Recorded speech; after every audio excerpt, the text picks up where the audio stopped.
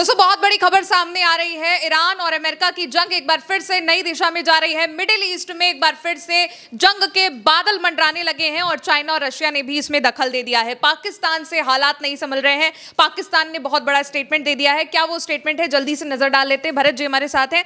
भरत जी, एक बार फिर से सीज फायर के खत्म होने से पहले ही अब ये युद्ध नई दिशा में बढ़ रहा है। पूरी दुनिया को इस बात का इंतज़ार था कि ईरान क्या कह रहा है, क्या ऑफिशियली वो जा रहा है कि नहीं जा रहा है, क्या वो पाकिस्तान जाएगा कि नहीं जाएगा। और अब आपको ये जान करके हैरानी होगी कि ऑफिशियली पाकिस्तान की तरफ से ये बयान आया है कि उनको वो ईरान पाकिस्तान जाएगा कि नहीं जाएगा।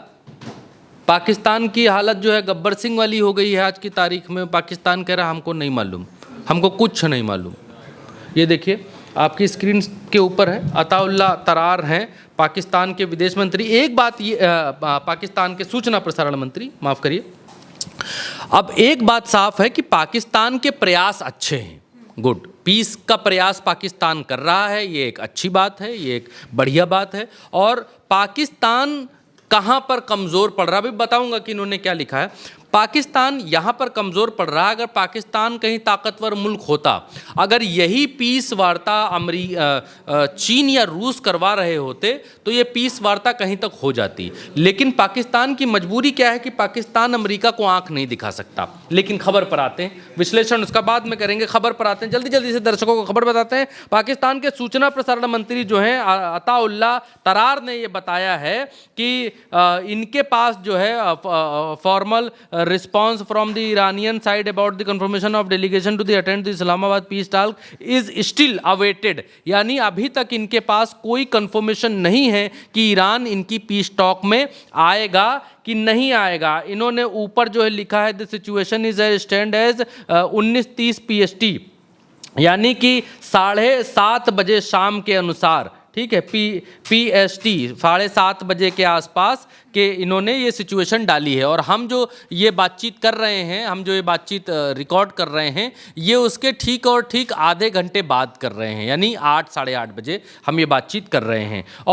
और ये इन्होंने कहा है कि अब तक कोई जानकारी नहीं है। इन्होंने ये भी कहा है कि सीज़ फायर जो है वो ख़त्म हो जाएगा 4:50 पर सुबह PST 22 अप्रैल को। ये टाइम है PST इनका, 22 अप्रैल को ख़त्म हो जाएगा। अगर सीज़ फायर ख़त्म हुआ तो सीज़ फायर ख़त्म होने का मतलब तो सिर्फ एक ही है कि सीज़ फायर ख़त्म, यानी कि गोली नहीं चला सकते ऐसा नियम ख़त्म हो गया, गोली चला सकते हैं ऐसा नियम लागू। बहुत सिंपल सी बात है ये, इसको समझने वाली बात है कि भाई लोग पूछते हैं सीज़ फायर के बाद क्या होगा। सीज़ फायर के बाद भाई लड़ाई होगी, जो ताकतवर होगा वो जीतेगा, जो ताकतवर नहीं होगा वो हारेगा। सीज़ फायर के बाद बड़ा सिंपल सा इसका जवाब है। इसमें ऐसा नहीं है कि इसके जवाब को, हाँ ये है कि सीज़ फायर के बाद सीज़ फायर बढ़ा सकते हैं, लेकिन अगर अमेरिका उस पर राजी नहीं है, आज ही ट्रम्प का बयान आया है कि कोई सीज़ फायर हम आगे एक्सटेंड नहीं करेंगे, हमारे पास इतना समय में नहीं है कि हम यही करते रहें, सीज़ फायर करते रहें। हालांकि 11-12 इन्होंने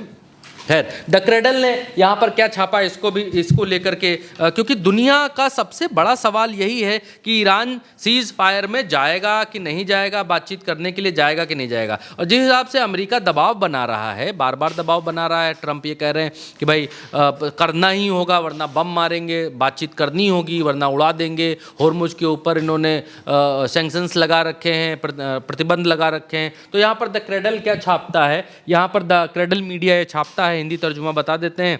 यहाँ पर ये छापते हैं कि पाकिस्तान के सूचना प्रसारण मंत्री आयतुल्ला तरार ने बताया कि पूर्वी मानक समय PTS के अनुसार 7:30 बजे तक इस्लामाबाद आगामी शांति वार्ता में अपने प्रतिनिधिमंडल की भागीदारी के संबंध में ईरान से औपचारिक पुष्टि की प्रतीक्षा कर रहा है। उन्होंने इस बात पर जोर दिया कि पाकिस्तान मध्यस्थ की भूमिका निभाते हुए ईरानी अधिकारियों के साथ निरंतर संपर्क में है और संवाद एवं तनाव कम करने पर केंद्रित राजनयिक मार्ग का सक्रिय रूप से अनुसरण कर रहा है। तरार ने आगे कहा कि वर्तमान युद्ध विराम 22 अप्रैल को सुबह 4:50 पर समाप्त होने वाला है और इस बात पर बल दिया कि 2 सप्ताह के इस युद्ध विराम की समाप्ति से पहले वार्ता में भाग लेने के संबंध में ईरान का निर्णय एक महत्वपूर्ण कारक होगा। उन्होंने ये भी कहा कि पाकिस्तान, यहाँ ये कह रहे हैं कि युद्ध विराम की समाप्ति से पहले वार्ता में भाग लेने के संबंध में ईरान का जो निर्णय है वो महत्वपूर्ण साबित होगा। उन्होंने कहा कि पाकिस्तान ने ईरानी नेतृत्व को वार्ता के दूसरे दौर में भाग लेने के लिए राजी करने के निरंतर प्रयास किए हैं और ये राजनयिक प्रयास हमारे जो हैं वो आगे भी जारी रहेंगे। इट मीन्स कि अभी तक पाकिस्तान से कोई हामी ईरान ने नहीं भरी है और ईरान आने के लिए अभी तक इनको बोला नहीं है। हॉर्मुज़ लेटर की ओर से ये कहा गया कि Iran says no delegation primary to secondary officials or official और अनऑफिशियल, मतलब ऑफिशियल और अनऑफिशियल दोनों तरीके का कोई डेलीगेशन नहीं जा रहा है Islamabad. At the all report scheduled meeting are baseless पर ईरानियन स्टेट मीडिया ये कह रहे हैं कि बाकी सारी चीज़ें बेसलेस हैं और अभी तक कोई ऑफिशियल और अनऑफिशियल नहीं जा रहा है। दूसरा ये कि अब लोग दुनिया में अमेरिका का मजाक बनाते हुए लोग दिखलाई दे रहे हैं और यहाँ पर एक लोगों ने AI जनरेटेड पिक्चर बनाई और इसमें इंडोनेशिया का जो ईरान का दूतावास है उसने इसको छापा है। ईरान का जो दूतावास है उसने ये बताया है कि मिस्टर बीन्स की तरह मिस्टर वेंस जो हैं वो अमेरिका का मजाक उड़ाकर वो लिख रहे हैं कि ईरान के साथ बातचीत करने के लिए अमेरिका ललायत है, बातचीत इंतज़ार करके जो है थक रहा है। ये आपके सामने देखिए, ये JD वेंस हैं। कहा जा रहा है ये अमेरिका पहुंच चुके हैं, कुछ रिपोर्ट्स में कहा जा रहा है पहुंच चुके हैं। एक में खड़े हैं, दूसरे में इंतज़ार कर रहे हैं, तीसरे में बैठे हैं, चौथे में लेट गए, लेकिन ईरान नहीं आया। मैं कितना करूं तेरा इंतज़ार और आया ना बालमा टाइप का ऐसा इनका मसला यहाँ पर हो रहा है और ये इंतज़ार करते करते जो है यहाँ पर थक जा रहे हैं। काटी रात मैंने खेतों में तू आई नहीं, आप देखिए यहाँ पर इनका ऐसा ही चित्र। ये मैं नहीं कह रहा हूँ, ये ईरान का जो दूतावास है, इंडोनेशिया का दूतावास, उसने इस बात को लिखा है कि ये देखिए कि ये इंतज़ार कर रहे हैं। आप दिखाइए, तस्वीर दिखाइए कि कैसा अमेरिका का मजाक उड़ा रहे हैं। ये देखिए, और खेत में खड़े हुए हैं, सरसों के खेत में ये ऐसे खड़े हुए हैं और हाँ, और ईरान ऐसा कह रहा हो कि जो बुलाते हैं इंतज़ार में क्या था वो बनता वो किसी का जमाई नहीं।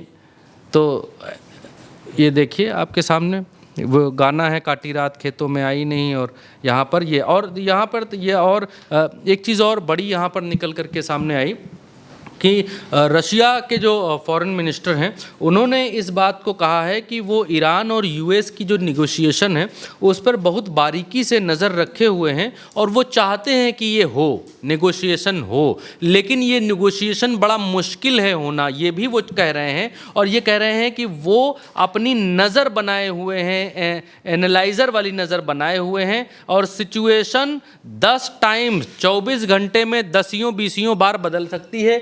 ये यहाँ पर ये लिख करके ये यहाँ पर दे रहे हैं, the situation can change 10 times with in 24 hours, बहुत बार बदल सकती है। अब क्या सिचुएशन का अंदाज़ा ये लगा रहे हैं बदलने का, क्या युद्ध की बात ये कह रहे हैं, ऐसी सिचुएशन बदल जाएगी, क्या बातचीत हो पाएगी, वो देखने वाली बात होगी।